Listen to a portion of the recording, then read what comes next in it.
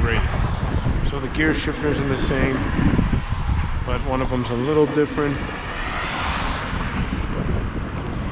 And the derailleurs are the same. Then I ended up finding the same pedals too. When I found the Fuji, it had pedals on it. It had a crank on it. It was working fine. I don't know why in 2007 I put a new crank on there. I thought by spending close to 300 bucks refitting that bike that it would work just as well as a new bike and not. So I ended up getting this bike. This bike was 700 bucks at the time. And I did a lot of rides with this bike. I did replace the chain and the cassette in 2011, I think, or 2012. I don't remember which. I think it was 2012. And I did put these tires on and swapped them from the original knobbies. I still have the knobbies. I ended up buying in 2013. I ended up buying wheels for them too, so for the knobbies. So if I want to put knobbies on here, I don't have to change the tire from the rim. Just change the whole wheel, which is good. And so I've done a lot of rides on this bike. I took this bike with me when I moved to California, so did a lot of rides over there with this bike.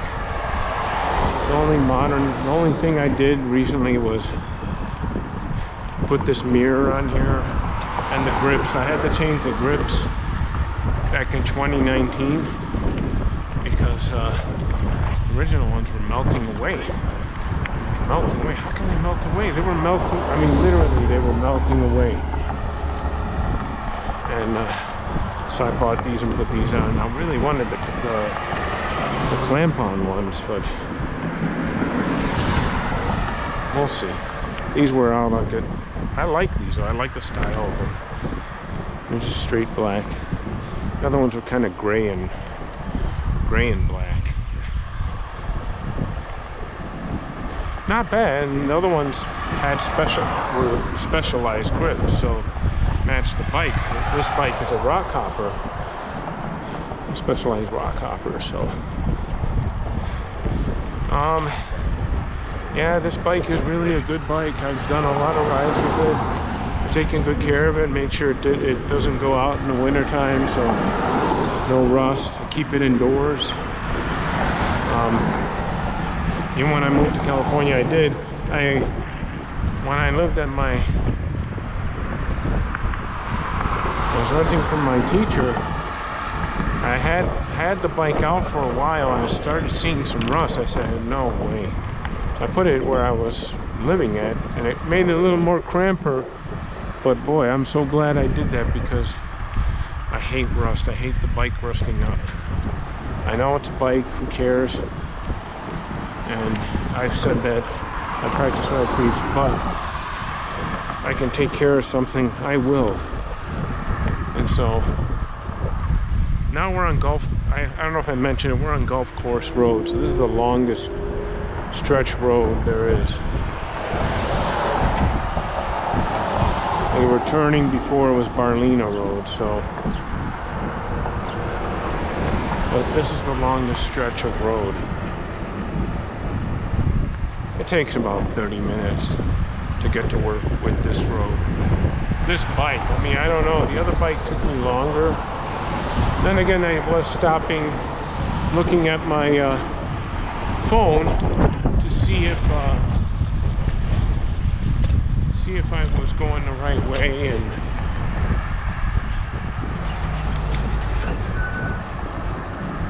I don't know why I have the blinkers on in the daytime. I'm not going to see any better than I see it.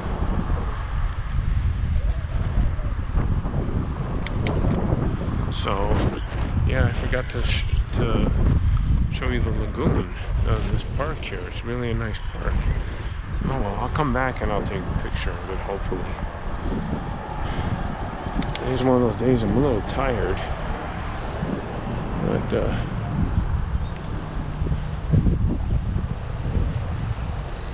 yeah, I'll come back and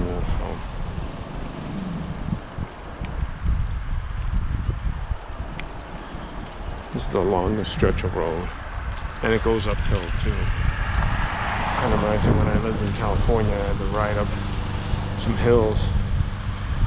I rode with this bike too. I rode a lot of far places. This bike took me everywhere. I think my next bike will be an electric bike. I'm debating whether I should just buy a whole complete bike or build it myself. I kind of want to build it myself because I can put parts I want and customize it the way I want, instead of buying a whole bike and taking everything out. You want to leave in the comments if I post this up in YouTube. Tell me what you think. Should I build an electric bike from scratch or just buy a whole complete bike? Money wise, I think they're almost the same. I don't know if one's cheaper than the other. I guess if you do it yourself, you save some labor costs, but not much. Remember, you still got to buy the parts. Parts are not cheap.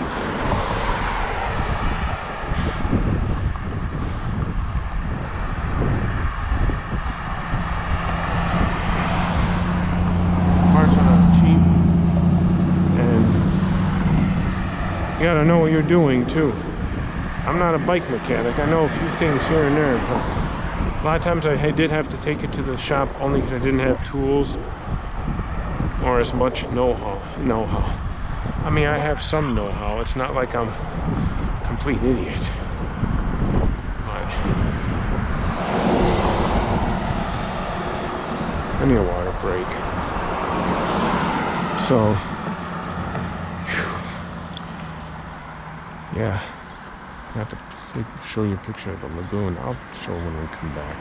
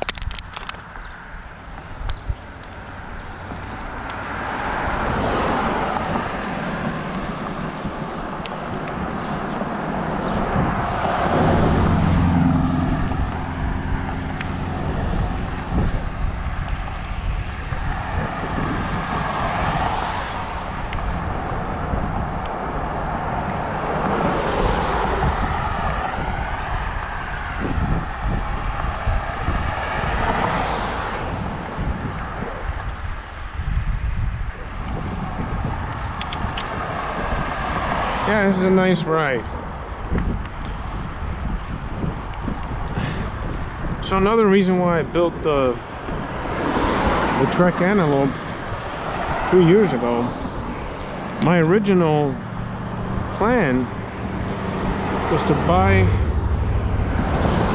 one of those electric wheels that you just clamp on. I forgot what it's called. I had seen it one time and I said, that is what I want. Instead of buying a wheel where you have to put the wiring, it clamps on, it has a motor on there. It's a front wheel. But this way you can, I can put it on this bike, I can put it on any bike I want. I don't have to do all the wiring, and unfortunately they don't sell those. So I was kind of bummed out about that. Maybe they'll bring them back again and I'll get back into it. That was a reason why I didn't want to mess up this bike. It's not that you can mess it up. I mean, really, you just take a wheel out, you put another one on. It's really, you're not doing anything to the bike, not putting a motor on and that was great. But they stopped making them, they stopped selling them. And now with COVID, I doubt that.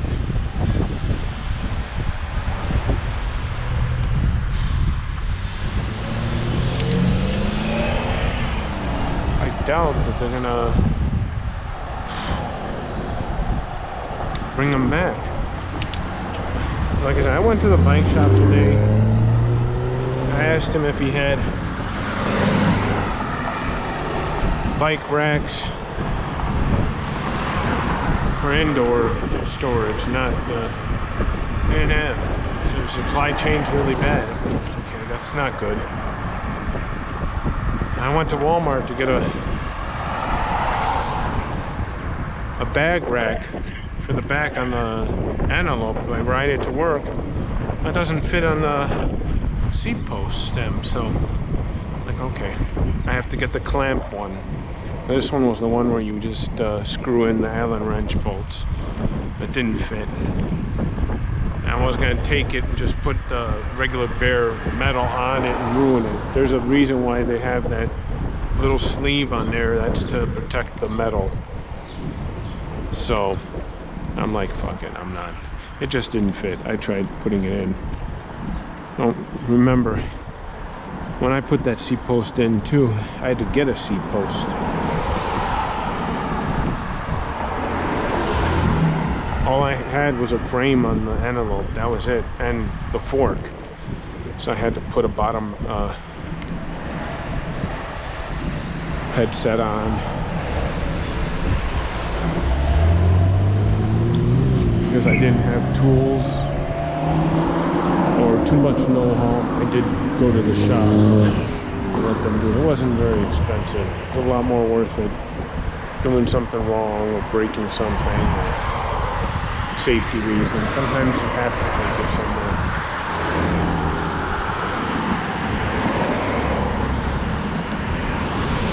I put the brakes on, I put the handlebars. I did a lot of stuff on that bike. This is the most dangerous part of the ride because you have to cross this Miller Road here after this guy. As you can see, people love their cars here and they drive like idiots. No, not much you can do. They have no patience. They're in a hurry.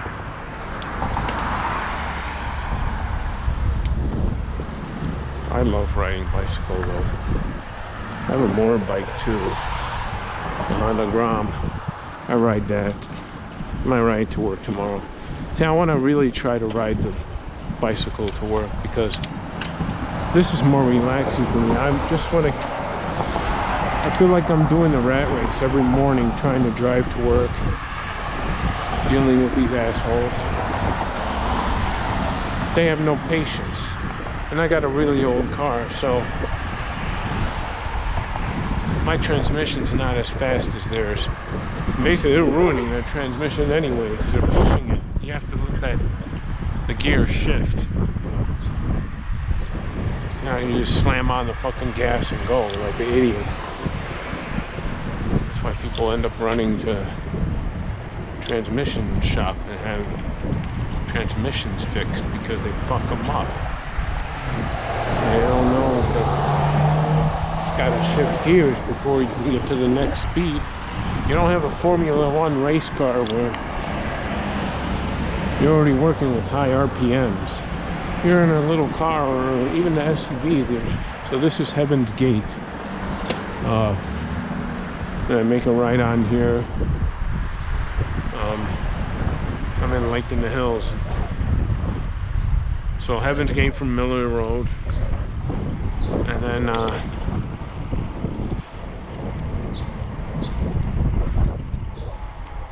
nice little neighborhood.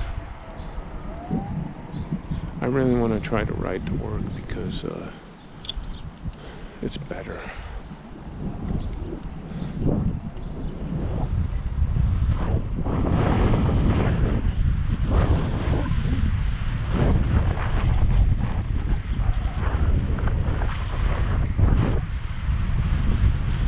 It's nice.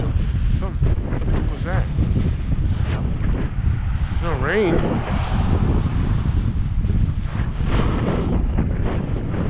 Not sweat.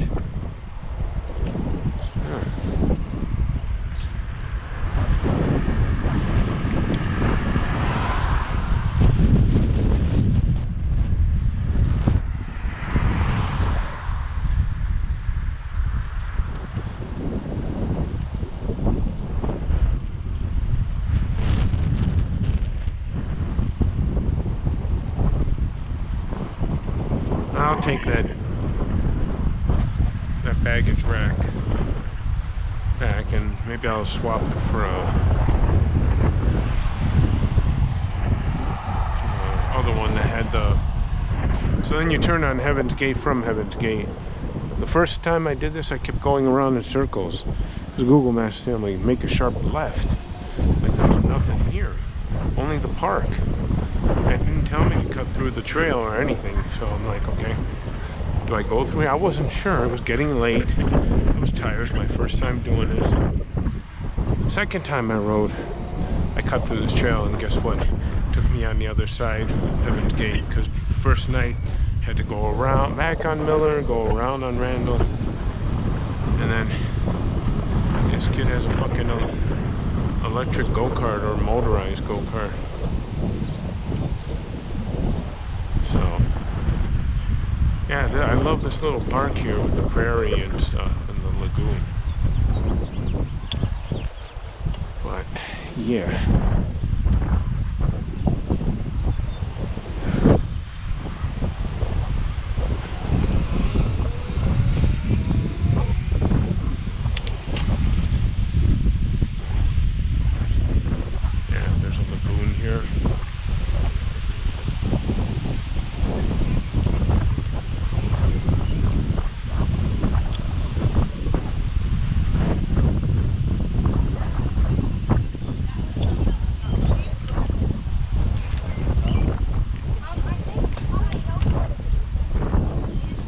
So, I like this little prairie here. It's really nice.